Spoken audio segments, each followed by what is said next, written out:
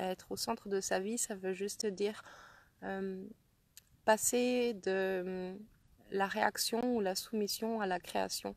Être à un endroit où vous vous connaissiez suffisamment pour savoir qu'est-ce qui vous fait du bien à vous et comment vous pouvez déployer une vie qui vous ressemble de plus en plus.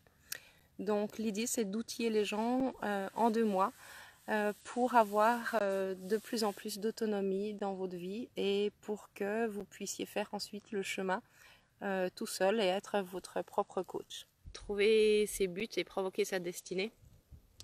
C'est un module de coaching que j'offre à distance qui s'étend sur un temps de 2 mois avec 4 entretiens pour un total de 6 heures d'entretien et avec une alternance d'exercices qui sont à faire chez vous sur mesure. Alors le but de ce coaching, trouver ses buts, c'est quoi? Et provoquer sa destinée, c'est quoi? Trouver ses buts, ça vient d'un constat que dans nos vies, le mode de vie qu'on a, notre culture, tend à nous décentrer de nos aspirations profondes. Donc la première étape de ce coaching, c'est recontacter ce qui nous fait vraiment kiffer et ce qui nous fait vraiment vibrer dans la vie. Quelles sont nos vraies aspirations, nos vrais buts, en sachant qu'il peut y avoir parfois une confusion entre ce qu'on croit être le bonheur, ce qu'on croit être source d'épanouissement, ce qu'on croit être source de grandissement, tout simplement parce que notre culture nous vend un package lambda de qu'est-ce qui devrait nous rendre heureux. Si avoir une grosse villa avec piscine et grosse voiture, une femme, des enfants, un chien, c'était la recette du bonheur, ça se saurait depuis hyper longtemps. En fait, ce qui vous fait vibrer, ce qui vous rend heureux, c'est propre à chacun. Et donc ce coaching, il vise à recontacter, à retrouver ces espaces où vous êtes vraiment en connexion avec vous-même, où vous êtes vraiment dans votre kiff, dans votre passion. C'est un endroit où il y a votre génie qui se trouve. C'est là où vous pouvez vraiment exceller et vous déployer dans qui vous êtes dans la vie. Quand on fait ce travail, une des premières étapes qu'on rencontre, c'est toutes les limitations et les interdits qui se déploient sous forme de croyances limitantes. Tous les endroits où on pense qu'on ne peut pas, qu'on est trop nul, que c'est trop tard.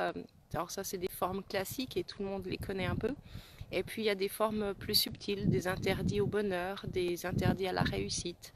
Bref, chacun a son bagage de croyances qui sont plus ou moins conscientes et aussi en grande partie inconscientes. Une croyance limitante, c'est comme une ligne de code dans votre esprit. C'est un principe de base auquel vous répondez pour que cette croyance reste valide indéfiniment. Quand on veut qu'une croyance change, il faut la substituer avec quelque chose de plus écologique pour vous, quelque chose qui correspond à qui vous êtes. Au moment où elle s'est établie, cette croyance limitante, elle avait du sens et elle visait à votre survie. Déployer pour un enfant une croyance limitante qu'il est nul, par exemple, ça répond à des attentes particulières à un moment donné. Parce qu'il y a une maîtresse qui attend qu'il soit nul, parce qu'il y a des parents qui ne veulent pas qu'il soit en compétition avec eux, par exemple. Voilà, ça c'est un grand classique. Donc au moment où la croyance elle se déploie et qu'elle commence à exister, déjà en général vous ne prenez pas conscience que vous êtes en train de mettre cette ligne de code dans votre système. Et d'autre part, il y a un moment où elle peut devenir limitante. Dans un premier temps, elle sert votre survie. Et puis dans la vie, on grandit, on change, on se déploie. Et il peut y avoir un moment où ça devient une limite, un arrêt. Donc l'idée de travailler sur les croyances limitantes, ça permet de dégager de l'espace pour s'octroyer de rêver plus grand, pour s'autoriser à oser, pour s'autoriser à se mettre au centre de sa vie. Une fois que ça commence à prendre forme, votre vie, elle commence déjà à changer parce que vous avez conscience de plus en plus clairement de qui vous êtes et de ce qui vous convient.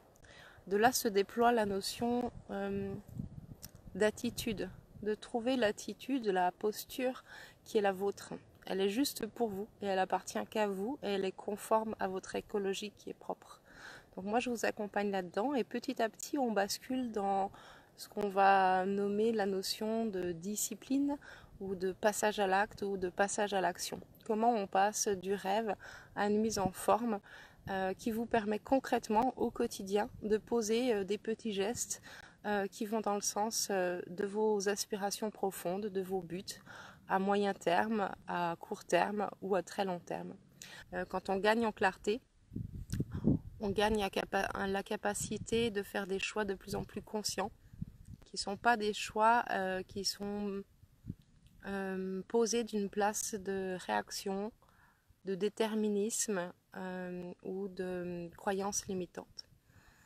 Et ça, fondamentalement, c'est le chemin de toute une vie. Il n'y aura pas un endroit où on sera arrivé et qu'il n'y aura plus rien à faire.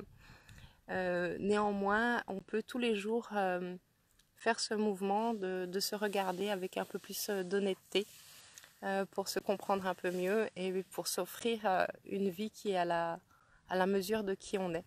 Parce que quand vous êtes pleinement qui vous êtes, ben vous êtes forcément beau, vous êtes pleinement dans vos compétences, vous êtes forcément pleinement dans ce qui vous passionne. Et quand on fait les choses avec passion et amour, eh ben c'est comme ça qu'on rayonne le mieux autour de nous, de la joie, du bonheur et du partage. Voilà, et ben j'espère vous voir bientôt. Salut!